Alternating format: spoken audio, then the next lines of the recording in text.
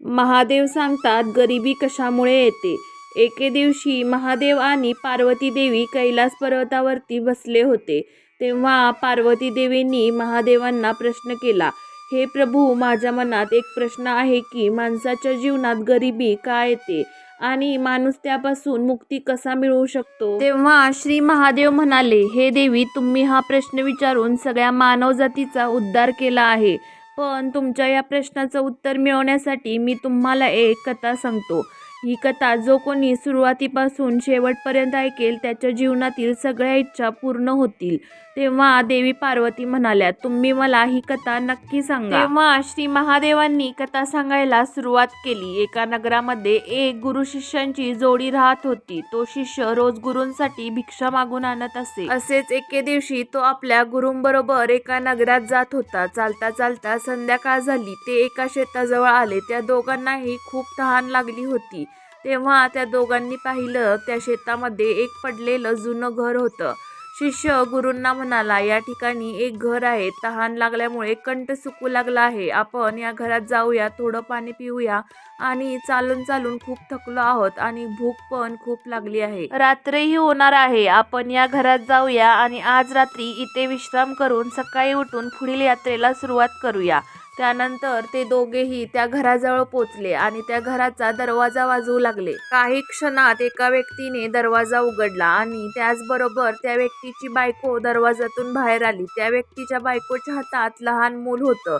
त्या तिघांकडे बघून असे कळत होते की हे फारच निर्धन आहेत. त्या सगळ्यांची खूपच जुने आणि फाटलेले कपडे होते. घरही अगदी झोपडीवजा होते. तेव्हा गुरुजी त्या व्यक्तीला विनम्रपणे म्हणाले, आम्हाला पिण्यासाठी थोडे पाणी मिळू शकेल का? आणि आता थोड्याच वेळात रात्रही होणार आहे. त्यामुळे आम्हाला एक रात्र इथे थांबण्याची अनुमती मिळू शकते का? त्या व्यक्तीने होकार दिला, पण खाण्यासाठी काही मिळणार नाही असे मात्र सांगितले. तो व्यक्ती आतून पाणी घेऊन आला आणि त्या दोघांना दिलं. शिष्य आणि त्याच्या गुरूंनी पाणी ग्रहण केलं. तो व्यक्ती त्यांना म्हणाला, माझं तर 18 विश्व दारिद्र्य आहे. त्याच्यामुळे माझ्याकडे आता सध्या तुम्हाला खाऊ घालण्यासाठी काही नाही. त्याला खूप वाईटही वाटत होते.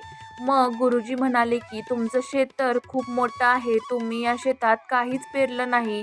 मग तुमचा उदरनिर्वाह कसा होतो?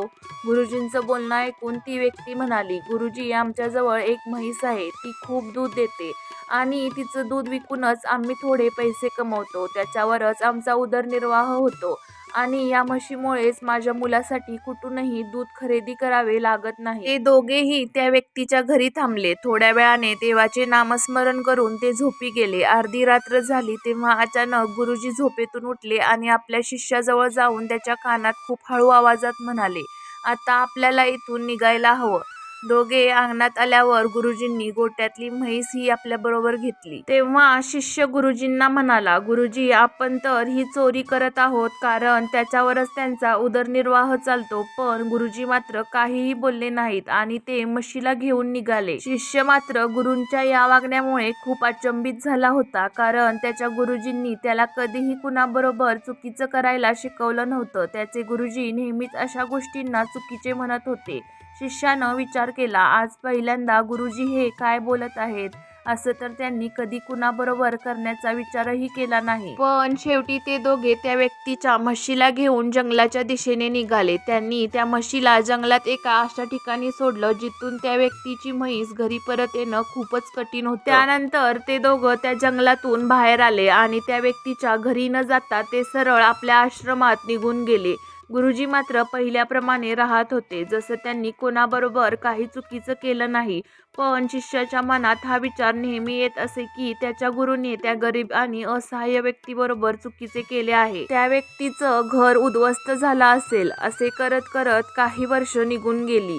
एके दिवशी तिथून जवळच्या गावातून जात असताना त्याच्या मनात विचार आला की त्या व्यक्तीला भेटूया ज्या व्यक्तीची म्हैस मी आणि माझ्या गुरूंनी जंगलात सोडून दिली होती, आणि मी त्या गरीब व्यक्तीला थोडं धन देऊन त्याची थोडी आर्थिक मदतही करेन. म्हणजे त्या व्यक्तीचे पुढील आयुष्य आनंदित होईल. या विचाराने शिष्य त्या व्यक्तीच्या घराजवळ पोहोचला. पण त्या ठिकाणचे दृश्य पाहून तो खूपच हैराण झाला, कारण आता त्या व्यक्तीच्या शेतात भरपूर झाडे लावलेली होती. त्याच्यावर भरपूर फळंही लागली होती आणि त्या व्यक्तीच्या झोपडीच्या जागेवर एक मोठं सुंदर घर बांधलेलं होतं. हे सगळं पाहून त्या शिष्याच्या मनात विचार आला की कदाचित म्हैस हरवल्यामुळे त्या व्यक्तीने आपलं सगळं काही विकून इथून निघून गेला असेल आणि असाच विचार करत शिष्य परत जाऊ लागला.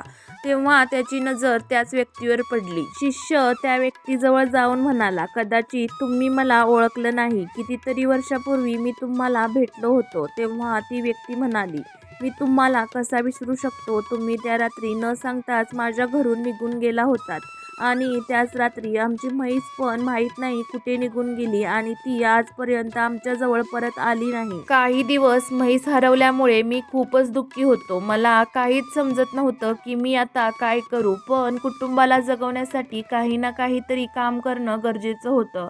म्हणूनच मी खूप विचार केला आणि जंगलातून लाकडं तोडून त्यांना विकण्याचे काम सुरू केलं. लाकडांना विकून त्यातून मला जे काही पैसे मिळाले, मी त्या पैशांचा उपयोग माझ्या शेतीसाठी केला आणि शेतात पीक पण चांगलं आलं. त्यानंतर मी माझ्या शेताच्या चारी बाजूला फळांची झाडं लावली आणि झाडांना पण खूप चांगल्या प्रकारे फळं येऊ लागली. मी त्या फळांना शहरात विकून माझ्या सगळ्या गरजा पूर्ण करू लागलो. मला ज्या पण गरजेच्या वस्तू होत्या त्या मी खरेदी केल्या आणि आज मी नगरातला सगळ्यात मोठा फळं विकणारा व्यापारी बनलो आहे. हे सगळं म्हैस गेल्यामुळे झालं, कारण म्हैस घरात असल्यामुळे मी दुसरं काही काम करण्याचा विचार केला नाही. पण म्हैस हरवल्यानंतर मी माझ्या कुटुंबाचं पालन पोषण करण्यासाठी दुसरं काम करण्याचा विचार करू लागलो. त्यातून मी पैसे कमावू लागलो. ती व्यक्ती जी कुणी असेल, देव त्या व्यक्तीचं भलं करो ज्यानं माझ्या म्हशीची चोरी केली. जर त्या व्यक्तीने माझ्या म्हशीची चोरी केली नसती तर मी आजही पहिल्याप्रमाणे गरीबच आणि असहाय्य राहिलो असतो. पण बघा, आज मी माझ्या आयुष्यात खूपच आनंदी आहे आणि नगरातला सगळ्यात मोठा व्यापारी पण आहे. शिष्य त्या व्यक्तीच्या तोंडून हे सगळं ऐकून खूपच हैराण झाला आणि विचार करू लागला, मी तर त्या व्यक्तीजवळ त्याची मदत करण्यासाठी आलो होतो. याला तर त्याची म्हैस हरवल्याचं जास्त दुःखही वाटत नाही आणि याने तर आपल्या कुटुंबाचा उदरनिर्वाह करण्यासाठी सगळ्याच प्रकारे प्रयत्न केलेले आहेत. आज ही व्यक्ती या नगराचा सगळ्यात मोठा व्यापारी बनली आहे. आता त्याच्या लक्षात आलं की त्याचे गुरु असे का वागले होते. एखाद्याला त्याची क्षमता दाखवण्यासाठी त्याच्या पुढील चुकीचे सर्व पर्याय तोडावे लागतात, त्याशिवाय तो स्वतःला सिद्ध करू शकत नाही. पण त्या व्यक्तीने हे काम पहिल्यांदा का केलं नाही. जर या व्यक्तीने हे काम पहिल्यांदाच केलं असतं तर त्याला या गरिबीला तोंड द्यावं लागलं नसतं. त्यानंतर बराच विचार करून शिष्य त्या व्यक्तीला म्हणाला, तुम्ही हे कार्य पहिल्यांदा करू शकला असतात. तेव्हा ती व्यक्ती उत्तर देत म्हणाली, हे कार्य पहिल्यांदा होऊ शकलं असतं, पण त्यावेळी माझ्या कुटुंबाचे पालनपोषण माझ्या म्हशीमुळे न कष्ट करता खूपच सहज होत होते, ज्यामुळे मला कोणत्याही गोष्टीची कधी जाणीवच झाली नाही की मी अजून दुसरं काही कार्य करायला हवं. म्हणून मी कधी दुसरं कार्य करण्याबद्दलचा विचारच केला नाही. पण जेव्हा माझी म्हैस हरवली तेव्हा मात्र मला ही गोष्ट समजली की मी दुसरं काम पण करू शकतो. मग मी त्याच वेळी हा विचार केला की आजपासूनच मी माझ्या आयुष्यात जे काही करेल स्वतःच्या मेहनतीने करेल व त्याच दृढ संकल्पामुळे आज मी या टप्प्यावर आहे. त्यानंतर महादेव पार्वतींना म्हणाले, म्हणून कधीही दुसऱ्यावरती अवलंबून राहू नका, कारण तुम्ही दुसऱ्या कोणावरती जास्त अवलंबून राहिलात तर तुमच्या आयुष्याची प्रगती कधीच होऊ शकत नाही. माणसाला स्वतःबद्दल आत्मविश्वास असणं फार गरजेचं आहे. त्या आत्मविश्वासाबरोबरच त्याने जर का कठोर परिश्रम केले तर सर्व सुख त्याच्या आयुष्यात येऊ शकतात. जर मनुष्य नेहमी दुसऱ्यावरती अवलंबून न राहता कठोर परिश्रम करेल तर तो आपल्या गरिबीपासून मुक्ती मिळवू शकतो. तुम्ही जास्तीत जास्त कसे प्रयत्न करू शकता आणि स्वतःचं जीवन कसं सुधारू शकता ह्या गोष्टीकडे लक्ष देणं फार गरजेचं आहे. कधी कधी आपल्या सर्व गरजा भागत आहेत म्हणून आपण एखाद्या गोष्टीकडे लक्ष देत नाही, पण जेव्हा आपल्याला एखादा मोठा धक्का बसतो तेव्हा आपण त्या गोष्टीमध्ये काहीतरी नवीन शिकतो, पण तेव्हा वेळ निघून गेलेली असते. त्यामुळे जेव्हा आपल्या हातात वेळ आहे तेव्हाच त्या वेळेचा सदुपयोग करणे आणि त्यातून चांगलं काहीतरी निष्पन्न करणे ह्याकडे लक्ष देणे जास्त गरजेचं आहे. जेव्हा आपण प्रयत्न करू तेव्हा प्रयत्नांती परमेश्वर असतोच, म्हणून नेहमी प्रयत्न करत राहा. त्या प्रयत्नांना यश हे येणारच आहे. अशा प्रकारे महादेवांनी पार्वतींना ही कथा सांगितली. तुम्ही पण यातून काहीतरी बोध घेतला तर तुम्ही देखील तुमच्या आयुष्याचं सोनं करू शकता. तुम्ही ही कथा पूर्णपणे ऐकली त्याबद्दल धन्यवाद. कथा आवडली असेल तर लाईक, शेअर आणि सबस्क्राईब नक्की करा.